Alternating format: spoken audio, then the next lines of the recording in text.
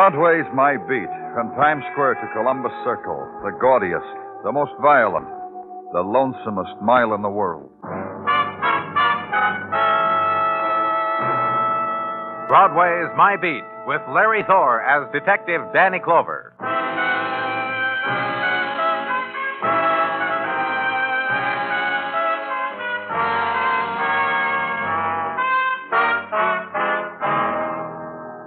Winter begins its long dying, and Broadway reacts to the process about the same as anywhere else, with a kind of joy, with a smile touched off by the little warmth left inside. Except on Broadway, there will be things to remember. The evenings, just as nighttime drifted in, when the lights on the Translux were winter fireflies, and twinkled of how it is to be at war in February. And the coffee smells and the crowd, and the time when you delivered the runaway Pekingese back to the girl whose lips quivered when she kissed the dog. And the night's dying, and remember how it was, as seen through the prism of a cold tear. The night had died in the place where I was, and the first light diluted the shadows in the hallway, revealed these things: the carpeting rich and carved, and the intruding pattern, the blood on it. The man's blood lying on it, and the young girl in an evening gown and furs, and her sobs. I'm trying to find out from you, Miss Daly, is whether you knew this man, whether you've ever talked to him. Whether there's a reason why he should be dead in front of my door. That's right. From what I can tell, this man was beaten to death. From the way he's lying, he probably struck his head against this wall here where there's blood. Well, I told you all I know about it. Tell me again. Well, I was on the town, nightclubs, parties, you know. Go on. Well, I came home. I saw this man who delivers milk. His identification says his name is Raymond Grant. Do you know him? Did you ever talk to him? You keep asking me that. I told you that. I came home and I saw... You came home alone? Yes. I always come home alone, Mr. Clover. It's a good deed I do myself whenever I go out. I came home alone and I found this man. He was lying just as he is now. You went into your apartment, called the police. Yes. What do you do, Miss Daly? I study history, Mr. Clover. I'm a graduate student at the university. How long ago did you come home, Miss Daly? I don't know. Half hour, 20 minutes or more. I don't know. About that, though. I'd say this man was killed just a little while before you got here. I'd say that... Oh, please.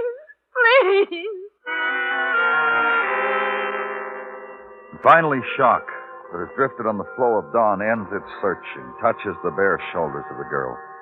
She draws the fur close about her throat, and it ripples with her trembling, and death lies still across her threshold, barring the way to her darkened room where sleep is, where there's an end to shock, where night's gaiety can be dreamed again.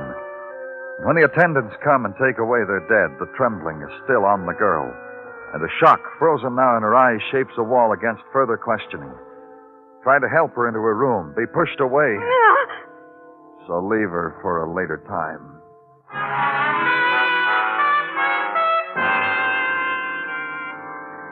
And at Crane Dairies, take a man away from the roar of incoming, outgoing milk trucks, from the clatter of crates loaded, unloaded. Take him to a wallboard office slammed against the edge of the loading platform. Question him. Raymond was quite a boy, Mr. Clover. Maybe that's why he had to die like that. You have theories about the way people should die, Mr. Perry? Look, will you? Don't try to make me out I'm being a sharpie with you. When you asked me about him, it just spilled out, that's all. Maybe it wasn't the thing to say. But you knew him well, huh? No better than I know my other boys. I'm a foreman, see? So after hours, sometimes they nuzzle up to me, tell me things about themselves. So I'll look on them with kindness when rescheduling time comes up. Raymond Grant did that to you, too, huh? Yeah, he did. Well?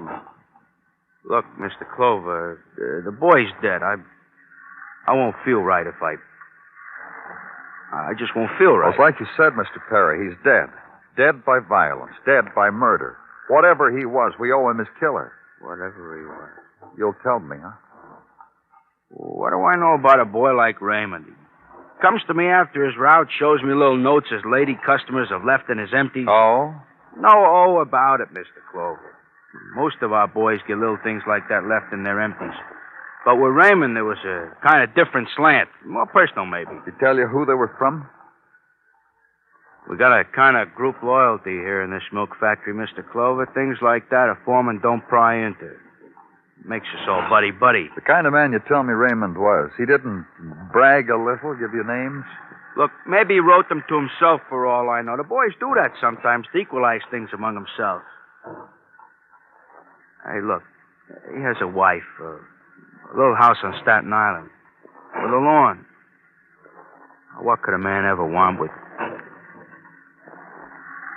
Okay with you if I go back to work now? The Staten Island address, then you can go back to work. And leave there, driving out of Lower Manhattan, Staten Island Ferry. The day is marked by a boat ride. Get out of your car to enjoy it. Watch the squat bow cut through the mid-morning mists. And near the other side, not be able to resist the hand wave to the sailor lounging against the rail of the tramp steamer and get a grin in return. The ocean voyage is over. So drive to the address on Staten. Find it, park the car, walk up the short path to the white frame house. Yes? The woman who opens the door is small and pale. The expression she wears had been locked there a long time ago, a face to go with the house. Only time would change it, and one day it'd fall apart. Yes? What can I do for you? Are you Mrs. Grant? Yes. Come in, please. Oh, thank you. I'm from the police, Mrs. Grant. I know. Mr. Perry called from the plant. I've been waiting for you. In here, please. You may sit down if you like. Thank you. It's about your husband. I know. Mr. Perry told you? Yes. I'm trying to find out why he was killed. Yes? So we want your cooperation. Anything you can tell us. Tell you? Yes, about your husband. Why somebody would want to kill him. I don't quite understand what you mean, Mr. Clover. Well, Can't see how anybody would kill Raymond because of what I could tell you about him. just tell me what you can. Well, I guess he was a good husband. I haven't thought about whether he was or not for a long time. He had his good points and bad points. I didn't like him very much. Why? Well, you know. No, I don't. I didn't like him, that's all. One day a long time ago, we'd been married about 8 years then, I got a feeling about him that's never left me. I thought to myself one morning, here I am, a woman, and the life I lead is because of this man, this husband of mine, Raymond. Did you know anything about his friends? Guess he had some. I guess outside there, the people he came in contact with, maybe they liked him. They probably did. He used to come home sometime with more money than he made. He used to say they were for favors. What kind of favors? I used to ask him that, and Raymond would tell me something that didn't make any sense at all. I'd forgotten what it was. I stopped asking him a long time ago. Everything was a long time ago, Mr. Clover.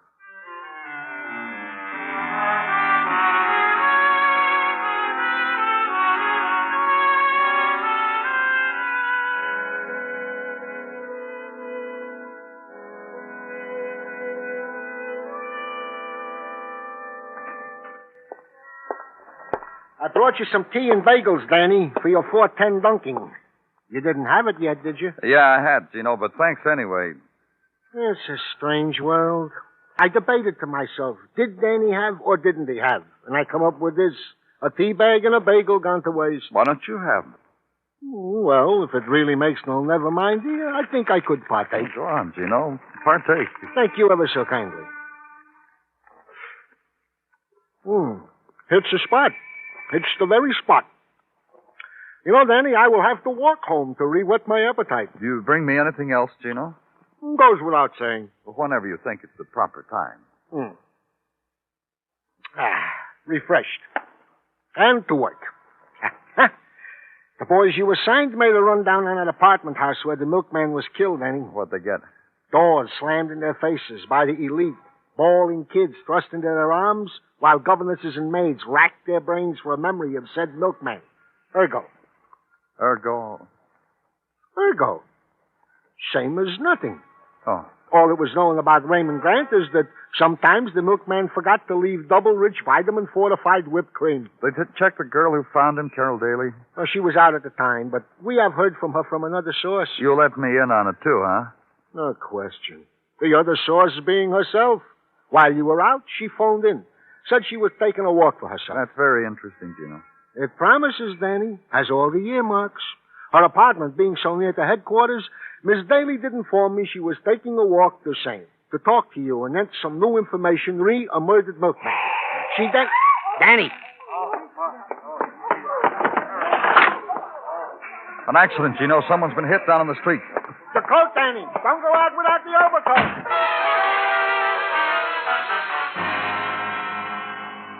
And out to the street. The swarm had gotten there before I did. The gatherers upon violence, shoulder to shoulder, and surround shock with faces. Drink it in, make a memory out of it, and tell a friend with only slight embellishments. And elbow your way through and get pushed and muttered at, and finally make it. And the girl in the cylinder of street and crowd lies there outstretched. The attitude of her body of infinite grace, sprawled as if in languid acceptance of what had happened. Only her face held the recognition of the moment, frozen there. The pearl of blood at her lips. Her name was Carol Daly.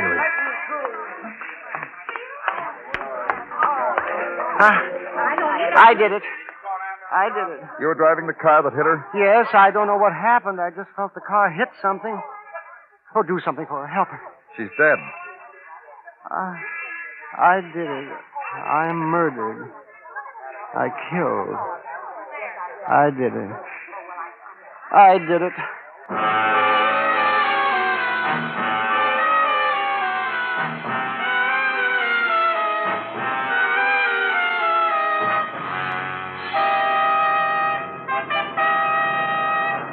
You are listening to Broadway's My Beat, written by Morton Fine and David Friedkin, and starring Larry Thor as Detective Danny Clover.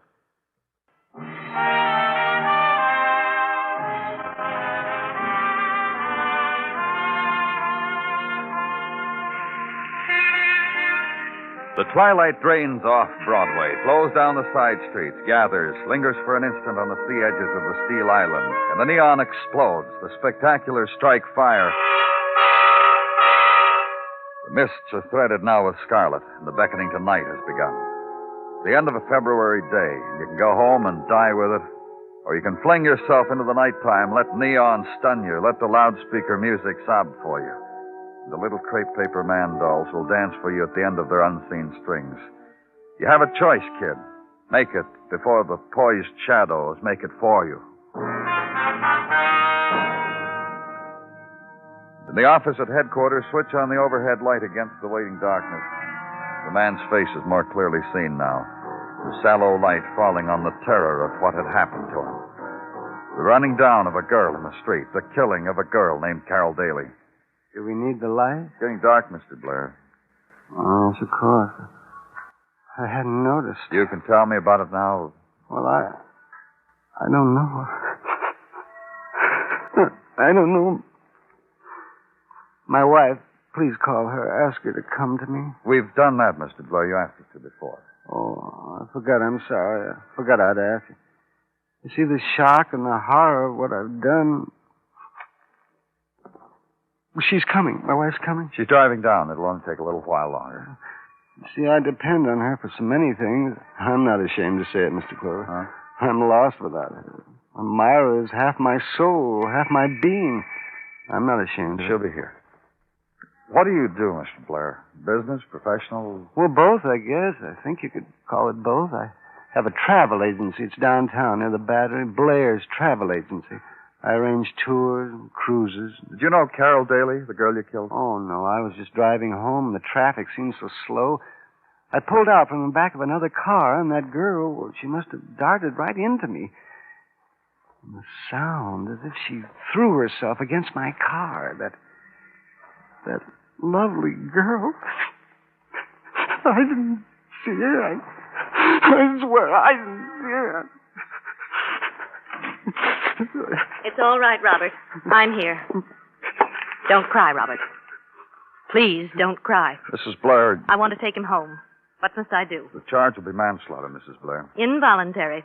We have our lawyer. You can reach us any time. What must I do to take him home? You can post bond pending the hearing. Arrange for it, please. Don't look that way, Robert. Not in front of... It'll be all right. You're going home. With me, Robert. And Turn Mr. Blair over to Sergeant Tartaglia, pending the posting of bond. Then leave headquarters, have dinner, go home. Spend the evening in the familiar room with a few familiar things. Pick up a novel you've been promising yourself to read, and not read it because of the fleeting thoughts that intrude themselves. The image of a man dead in a hallway, of a young woman broken and huddled in the street, and in the morning the novel still lies on the arm of the chair where you slept.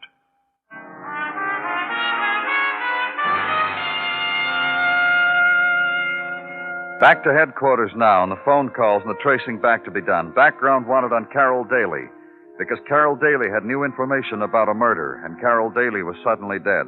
In 3 hours, get enough to satisfy you for now. Carol Daly. No parents. 22 years of age. Carol Daly. Student. Graduate student of history at the university. Go there, see a student assistant, see a registrar, see a dean. Be told finally that as a graduate student, Miss Daly spent most of her time in the Hayward Memorial Library working on a thesis with a Mr. Pierce, aisle 16, chair 12. Mr. Pierce, maybe you ought to know something. Hayward Memorial Library frowns on this sort of thing. Only last I'm week... from the police. The stacks on criminology are down that aisle. No, that one. You have trouble, ask the librarian. She was born to suffer being helpful. We could talk here quietly among scholars or at headquarters where they... What's the code?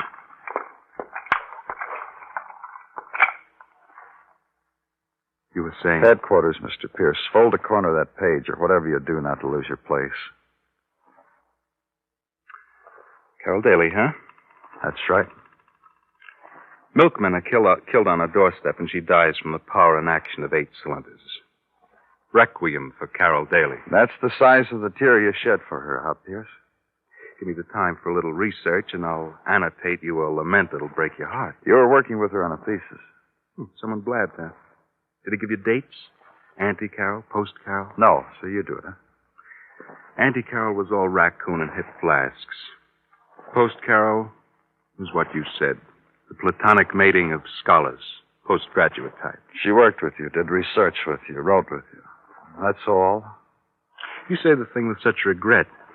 Well, I regret it, too, because with Carol it was strictly the sticking of noses into tomes. No dates, no college proms, no quiet listening to symphonies in Carol's apartment. What you said.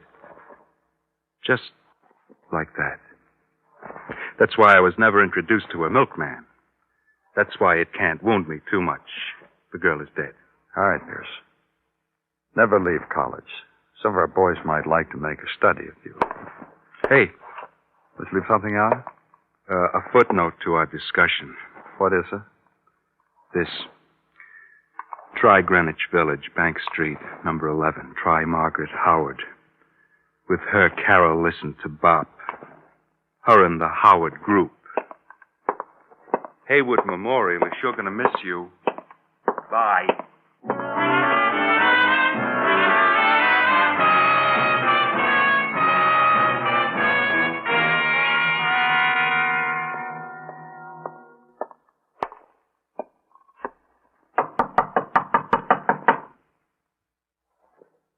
Miss Howard?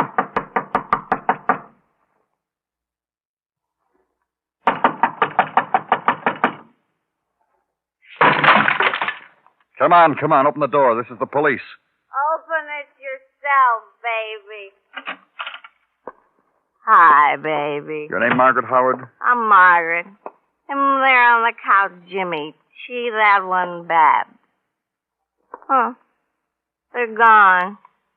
All of them gone. Looks like the place you've been having a party here, Miss Howard. You like tequila, baby? I like tequila and no tequila. You bring in? Did you hear me through the door? I said I was from the police. Lemon and salt and no tequila. And friends who walk out on me. But I got you, baby. Have I got you, baby? Who are you, baby? Look, Miss Howard, No reaction, huh? Yeah, it's a lousy party. Hardly worth anything at all. 3-day party that lays an egg in a few hours. No booze. No friends. Who are you? You know a girl named Carol Daly? She's a stinker. Carol's a stinker. Carol's a stinker. La, la, la. She's dead. You're gonna turn pink and green in a minute. Float away under the door, aren't you? She's dead, Miss Howard. Carol? You're a liar. Liar! You're gonna turn pink and green. Get away. Get away from me, you. Get away! We'd better do it this way, Miss Howard. Martin, baby. Baby, you're loaded, honey. This isn't happening to you. Someone's dragging you across the room, honey. Oh. Fresh, cold city water, Miss Howard. Won't hurt a bit.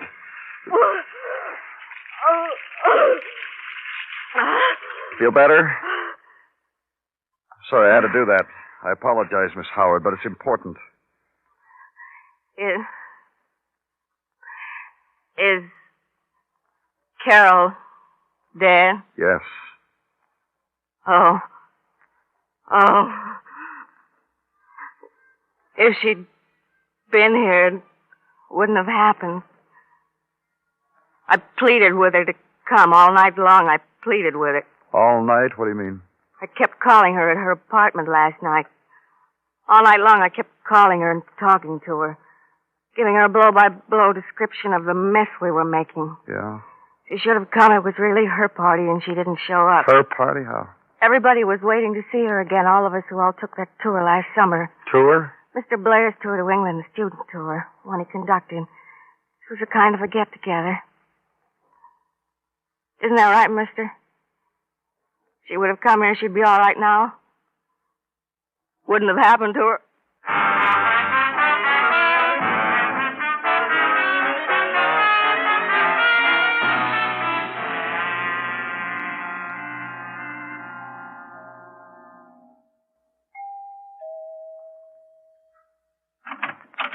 Yes? What is it? I'm Danny Clover, Mrs. Blair. We met in my office. Yes? What is it? Is your husband home? He's resting. I'm afraid I have to ask you to disturb him. It's very important. I'll ask him whether he'll see you. Wait here.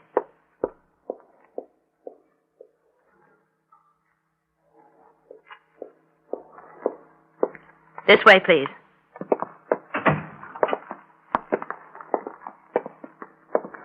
Don't let him upset you, Robert. Oh, hello, Mr. Clover. Mr. Blair? What is it you want to talk to Robert about? About Carol Daly. We told you in your office, Mr. Clover. Our lawyer's handling it. That's right, you did. Myra, I'll be all right. You don't have to stay. I'll just send this man home, Robert. I'm afraid not, Mrs. Blair. If you want to stay here and listen to what I have to say to your husband, that's up to you. Now, Myra, please. I'm going to stay, Robert. What kind of wife do you think I am? What do you want, Miss Clover? I told you I want to talk to you about Carol Daly. Well, Myra and I have agreed we'll do everything for her family that we can within our means. Miss Daly had no family. But you knew that, didn't you? Well, I told you. You knew that, didn't you? How could Robert have possibly known that? Tell her, Mr. Blair. Myra. Well, how? How? Myra. I knew her. You knew Carol Daly? Yes. Last summer, your husband conducted a student tour of England. Carol Daly was one of the students. Yes, Myra, that's right. You didn't tell me that, Robert. You lied to me. I didn't lie. I just didn't tell you. You lied. Why did you do that, Robert? Oh, what difference does it make? It can't make any difference. It was a coincidence that I hit someone I knew. What about Raymond Grant, Mr. Blair? I don't know anyone by that name. Who is Raymond Grant, Robert? I just told you. He was a milkman. He was found beaten and dead. You knew this man, Robert. No. How would I know him? Tell me why my husband should know him, Mr. Clover. I think Raymond Grant was a man who had a sideline. His wife said he frequently had extra money. Sometimes I think he noticed people coming out of the wrong apartment at milk delivery time. He used this knowledge for blackmail. And Robert knew such a man? Myra, do you want to listen to me or do you want to listen to him? You lied to me once, Robert. How do I know what you're going to say? Just listen. He was found dead in front of Carol Daly's apartment, murdered. Robert. I'm talking to you, Robert. What, Myra? What? What do you want? He saw you come out of her apartment. Yes. How many times? I don't know. 1 time? Yes. 10 times? Yes. 20 times? Yes. Oh. Oh, Robert. Robert. He found out who you were, that you were married. He blackmailed Yes! you. girl must have loved you very much, Mr. Blair, to have lied to me, not to have told me that you were the killer. She wanted to tell you then, but I was standing in back of that door when you were talking to her. If you had walked into her room, I would have killed you, too. I see. After you killed the man, you made her get into her evening clothes and say she just returned from a party. She never left the apartment. I found that out a little while ago. She wanted to tell you then, but I wouldn't let her. She didn't love me. She got away from me and tried to get to you. That's why I ran her down. Oh, Robert. Robert. Why do you cry, Myra? Because a girl is dead? Because a man is dead? You lied. You lied. Well, that's why you cry, huh? Not for the man. Not for the girl. And not for me. Oh, poor Ma. I lied to her. Well, listen to this, Ma. I found a young girl who I loved. And so I lied to you. And be happy. Now you have something to grieve about. Let's go, Mr. Clover.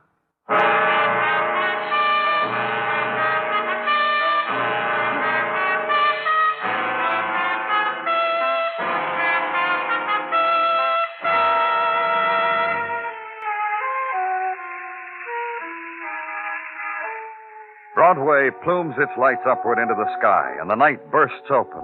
The swarm starts its dance down the canyon streets, and the little man stalks the heels of a drunkard.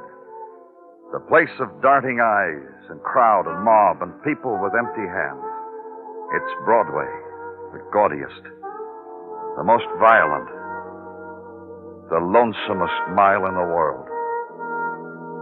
Broadway, my beat.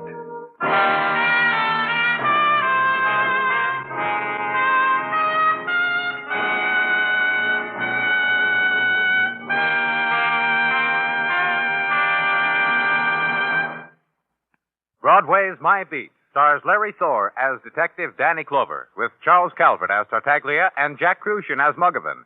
The program was produced and directed by Elliott Lewis, with musical score composed and conducted by Alexander Courage. In tonight's story, Paula Winslow was heard as Myra and Howard McNear as Robert Blair. Featured in the cast were Mary Lansing, Charlotte Lawrence, and Shepard Menken. Bill Anders speaking on the CBS Radio Network.